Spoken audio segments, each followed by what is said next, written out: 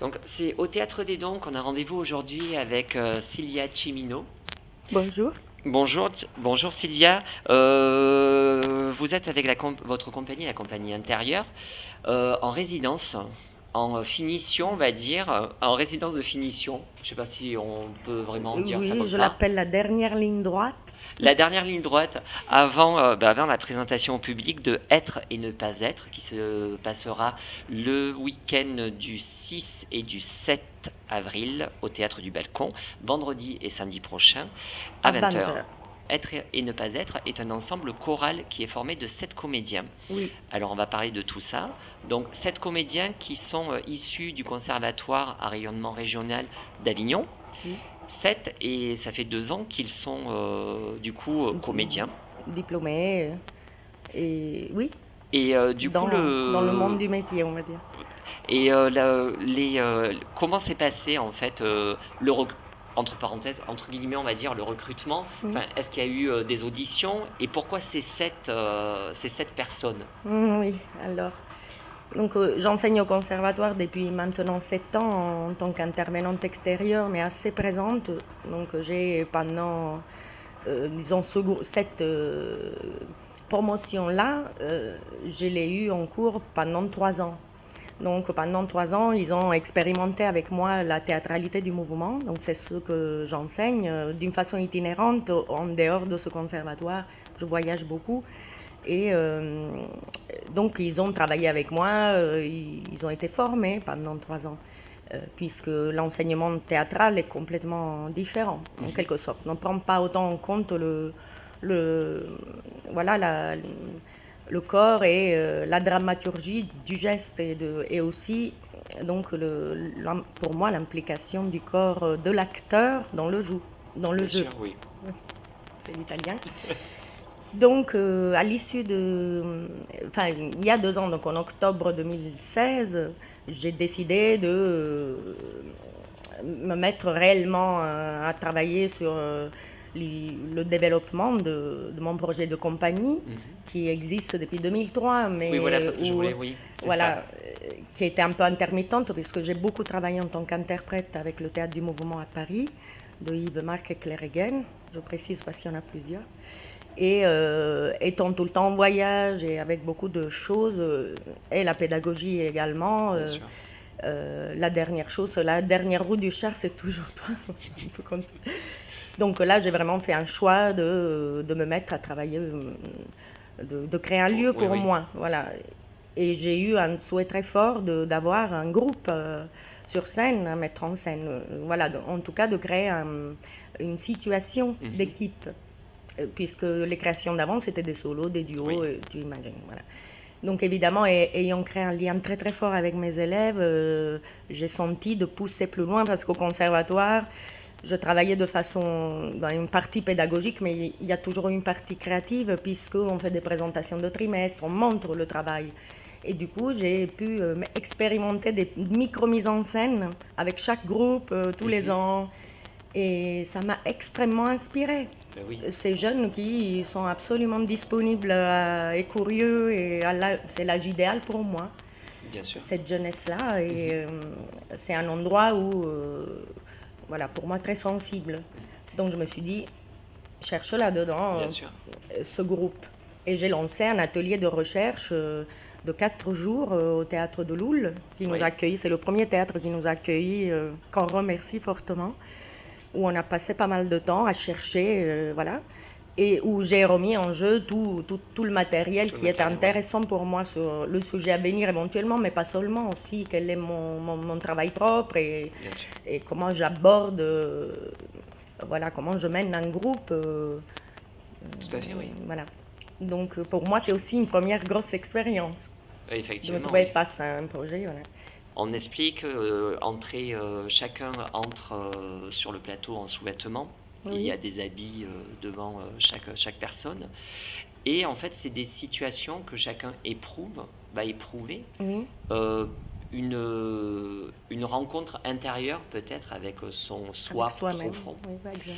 Et du coup, est-ce que c'est cet âge-là, cet âge des comédiens, donc Ils ont entre... La vingtaine, Ils ont la vingtaine. de 20 à 25. Est-ce que c'est à ce moment-là, justement, qu'on finit de se construire? Parce que vous parlez de rite de passage. À un moment donné, j'ai vu dans le pitch, voilà, il y a un rite d'initiation où C'est on passe d'un un état à voyage un autre. initiatique, C'est un comment voyage dire. initiatique, voilà, plutôt. Parce que, oui, c'est vaste ce que tu dis, mais je vais essayer de répondre à ça. C'est que c'est pas forcément l'âge le plus simple. Je suis pas sûre que ces questions-là, on se les pose comme ça à 20 ans. J'ai l'ambition qu'on puisse s'éveiller le plus tôt possible. En général, c'est-à-dire que j'ai le souhait d'accompagner ces jeunes acteurs de l'école à la professionnalisation, par exemple. Donc c'est l'âge des jeunes du conservatoire, donc là, autour de la vingtaine, est intéressant pour moi parce que rien n'est encore figé. Bien sûr. Et il y a une vraie envie, parce qu'il y a déjà la maturité de savoir ce qu'on veut un peu et d'avoir un désir, un désir d'évoluer dans cette direction, par exemple. Donc, ça me correspond aussi personnellement, parce qu'il y a des gens je travaille aussi beaucoup avec tous les autres âges, les enfants, les adultes, etc., les professionnels, oui. Mais ce que je préfère, là où j'arrive à me sentir très libre c'est avec cet âge-là, donc il doit y avoir une possibilité, on va dire. Et du coup, dans la création, j'ai quand même posé des questions existentielles. Moi, j'ai 40 ans, 41 ans, et je me suis rendu compte qu'il y avait un peu plus de... Comment dire, j'ai l'expérience un peu plus de ça. Bien sûr, ouais. Donc, je suis allée chercher en eux quelque chose d'inattendu un petit peu, bien parce sûr. Que pour moi, la question chez eux est là. C'est pour ça que je les ai choisis. Je les ai trouvés tous les 7 absolument... c'est difficile de dire un mot. Je me suis sentie en famille avec eux. Je les ai reconnus un peu comme, très beau, comme des personnes qui me ressemblent quelque part, en tout cas que je comprends, que je ressens, Et ils ont absolument fait preuve de ça par la suite. Et donc, petit à petit, durant ce travail qui dure depuis 2 ans, ils sont quand même allés chercher quelque chose de très intime, de très personnel, puisque la question est personnelle et que je suis partie d'eux-mêmes pour créer les personnages. Ça faisait partie de ce voyage initiatique, c'est-à-dire que l'expérience ne devait pas être seulement de créer un spectacle, mais c'est de traverser une expérience personnelle avec une sorte de dépassement de soi qui m'intrigue beaucoup et à laquelle je crois, qui allait donner donc le fruit, ce serait une sorte d'épanouissement de quelque chose qui a vécu et qui s'est trouvé à un moment donné. Donc un peu sans savoir où on va chercher un peu dedans et un peu dehors et on essaye de faire le lien dedans, dehors. Moi tout seul, mais aussi avec les autres. Avec les autres, oui. Qu'est-ce que je mets en jeu de moi-même? Comment j'agrandis mon personnage? Comment je le rends, comment dire, comme une caricature de moi-même? Et comment je traverse une heure de spectacle pour l'épurer et arriver à l'authenticité en traversant tout un tas de crises. On imagine très bien. Du coup, l'écriture, comment ça se passe? Parce que c'est vous qui êtes à l'origine donc du projet, c'est vous qui mettez en scène, c'est vous qui avez posé les mots, qui avez écrit. Même si effectivement il y a on imagine le workshop qu'il y a eu avec les comédiens et où effectivement vous êtes inspiré de tout ça. Mais du coup, comment on arrive à une écriture théâtrale en fait? Du coup. Oui, en fait, c'est un ensemble de plein de choses. C'est un vrai change. Il y a aussi mon frère Francesco Cinino, qui a créé toute la musique du spectacle. Donc c'est un triptyque, c'est le plateau, moi et mon frère. Mon frère et moi, on dirait. Voilà. C'est un aller-retour, c'est-à-dire que je lance des propositions pour la recherche autour d'une question, autour d'une... par exemple, d'un prétexte de mouvement qui me paraît poétique et qui pourrait, voilà, parce que je pars quand même sur pas mal du sens métaphorique où j'essaie de m'éloigner, mais en fait, ça se rapproche et ça s'éloigne de l'usuel. C'est pas forcément, il n'y a pas qu'un niveau de jeu et d'esthétique, ça va et ça vient de plein d'endroits. J'ai envie de me sentir libre. Mais du coup, j'ai fait une proposition, les acteurs improvisent beaucoup autour de ça, et c'est très lentement que l'écriture se met en place. C'est-à-dire que sur les premiers filages, il y avait énormément de plages d'improvisation. Ouais. Et progressivement, je pouvais reconnaître ce qui fonctionnait, ce qui ne fonctionnait pas, pourquoi, comment. Et je les ai emmenés progressivement à fixer. Mais ça date de la résidence juste avant celle-ci, oui. c'est-à-dire à la fin, quoi. À la fin, ouais. Ce qui nous a permis de vraiment vivre des choses avant de se figer, parce que dès que tu... Voilà, ça au niveau de l'écriture du spectacle également. Donc on a posé des choses, moi j'ai fonctionné un peu sous forme de tableau, sans chercher une logique précise, sans chercher une histoire, sans chercher une réelle dramaturgie, mais plutôt une dramaturgie du moment présent, de chaque moment présent. Et à force de travailler, je déplaçais les scènes, je déplaçais les choses, et je me suis rendu compte qu'il y avait une chose là-dedans qui se disait, une histoire qui se racontait. En fait, la dramaturgie est venue à moi. Moi, j'ai mis le matériel, et puis elle s'est composée grâce à nous tous, je pense, petit à petit. Et à la fin, il y a eu aussi une sorte de lisibilité qui est arrivée, qu'il n'y avait pas du tout avant, où c'était un énorme brouillon d'une matière gigantesque, beaucoup trop de choses. Et il a fallu épurer tout ça, et c'est... Voilà, des petits deuils, des petits... Voilà. Eh ben oui, tout à fait, oui. Tout à l'heure, tu as parlé de la musique, effectivement. On sent, en tout cas, du moins, ce que j'ai pu voir sur Vimeo, c'est-à-dire que ce que tu as mis en ligne il y a 10 mois. Oui. Donc, j'imagine, voilà. On sent que la musique est super présente. Oui. Est-ce qu'on pourrait parler de la musique comme un 8e personnage? Oui, en effet. Donc, musique originale, création originale. Oui.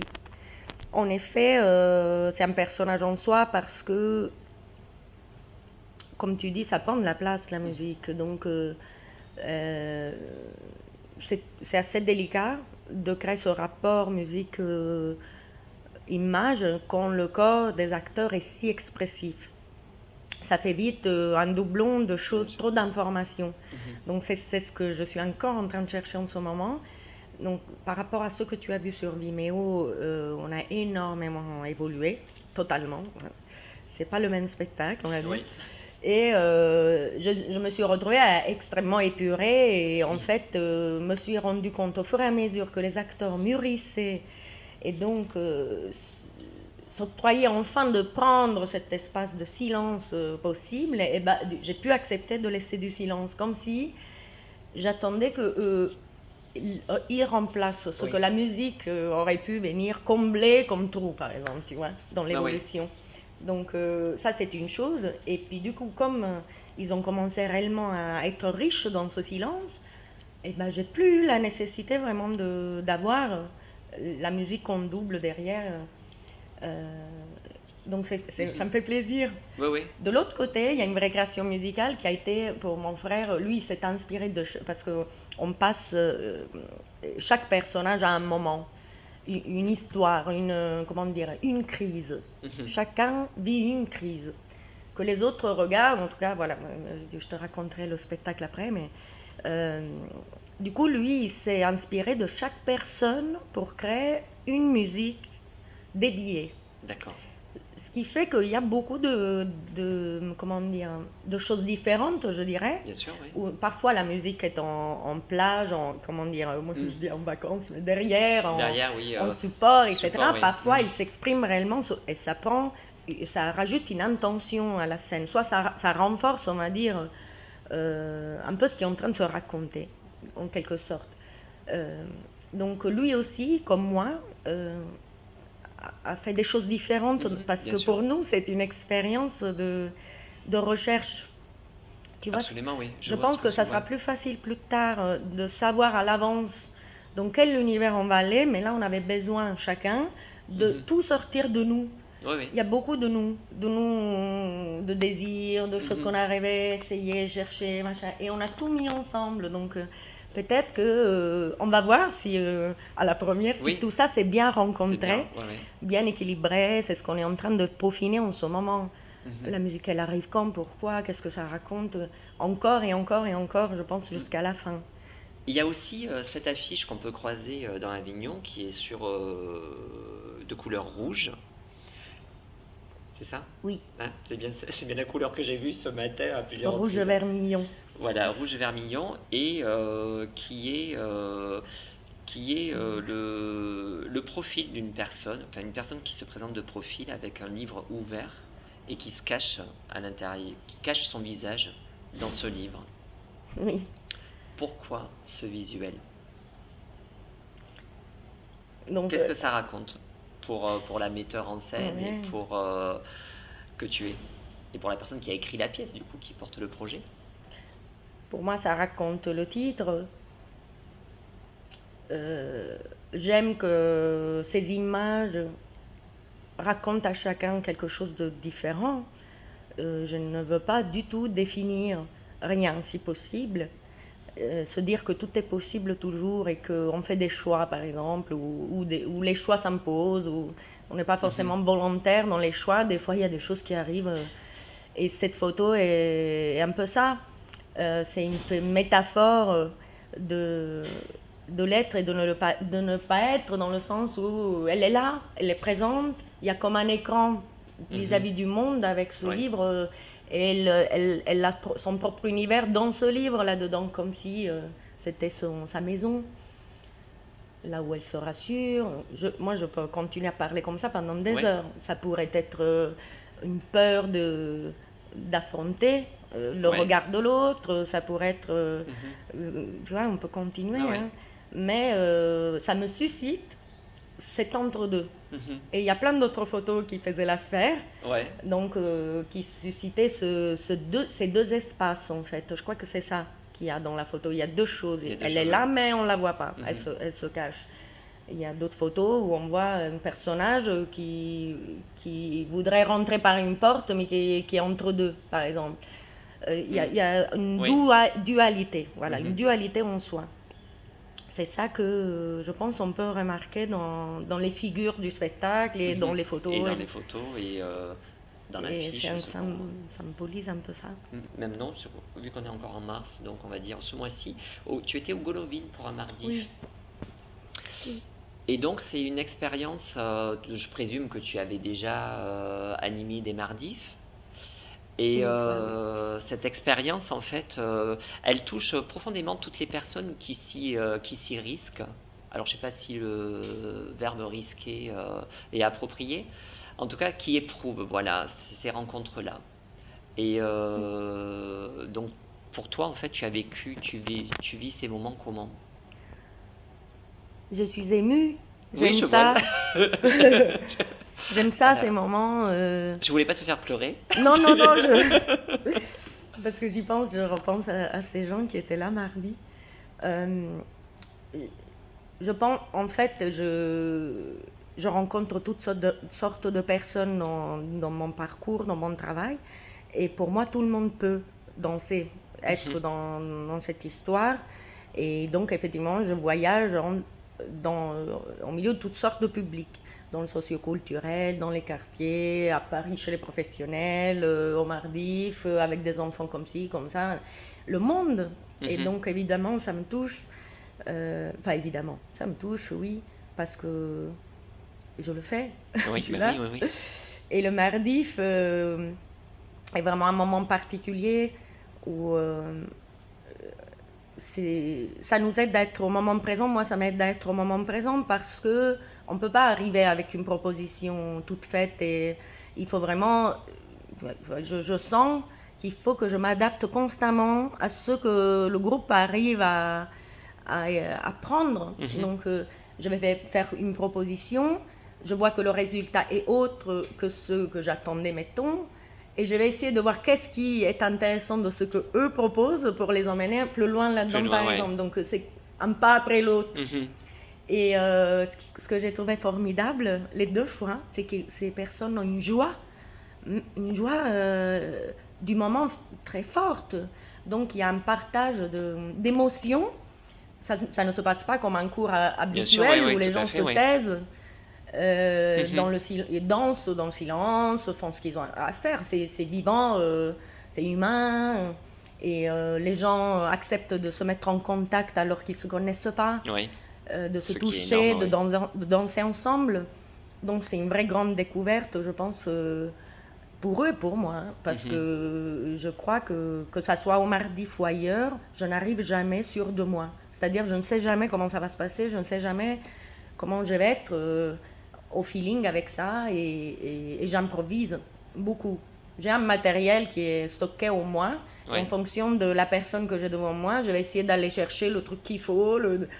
Donc je me mets beaucoup comment dire, je me laisse pas trop tranquille, hein. Oui, oui, oui, oui. J'essaie d'être active. Ah oui. Je me simplifie pas les choses. J'arrive pas avec quelque chose. Hmm. Tu vois ce que je veux Mais dire? oui, oui, je Et en comprends, ouais. même temps, c'est probablement parce que j'ai besoin de me sentir très vivante comme ça, ou je sais pas. Je veux pas trop parler de moi. Ah oui. Non, non, mais Mais bah, c'est là, en pour dire l'occurrence, que en Mardif, c'est eux et oui. moi. Mhm. C'est Tout à fait, ensemble. oui. Ça, C'est ensemble, c'est ouais. pas moi devant eux. Mhm. Je me sens plus Je comprends. à un autre endroit. Ah ouais. Ouais. Tout le monde, vu que c'est sur le thème de l'identité qui est quand même un thème universel, quoi qu'il en soit, automatiquement, il est obligé quand même de se retrouver à un moment donné au milieu des 7 comédiens. Oui. Parce que, quoi qu'il en soit, même si on est tous différents, à un moment donné, on vit tous, on est amené à vivre Exactement. tous les mêmes questionnements et Absolument. C'est ce que parfois même ça. les mêmes choses, et c'est ce qui est troublant et c'est ce qui est magique aussi dans la nature Ouais. humaine. Et il ne faut pas grand-chose. Mm. C'est-à-dire que je dis pas que c'est simple pour moi, mais je me rends compte que c'est facile dans le sens où c'est juste, c'est là, c'est pas Oui. loin. Mais c'est tellement fort de se faire prendre Tout à fait. comment dire, moi j'appelle ça le joyeux bordel de la vie. Ben oui, tout à fait, c'est clair. Tu vois, et que, en tout cas, voilà, hier, il y a une personne qui est venue voir un filage et qui a fait un retour qui était chouette, qui était, on a l'impression de traverser une vie, Ouais. la vie, la mort, la naissance, tout ce qu'on traverse dans une vie, quoi. Ouais, ouais. Et du coup, c'est ça, ça nous est commun, tout ça. Bien Il n'y a sûr. rien de... On n'a pas non plus l'ambition, enfin, on n'a pas l'intention d'apprendre quelque chose de nouveau, Non, de bien dire sûr, oui, quelque je veux chose dire, de oui, nouveau. oui. Au contraire, c'est dire, on est à la maison On tous est ensemble. ouais, Et tu verras, il y a un moment où, pour moi, ça symbolise ça, les acteurs se rapprochent du public et c'est comme si on était ensemble, pour le oui. coup, dans la scène et derrière. Ah oui. Il y a plein de petits symboles, de petits gestes qui racontent une envie de se rassembler ou en tout cas d'aller mieux aussi quand même. Bah, écoute, c'est parfait, Sylvia. Merci beaucoup. Merci.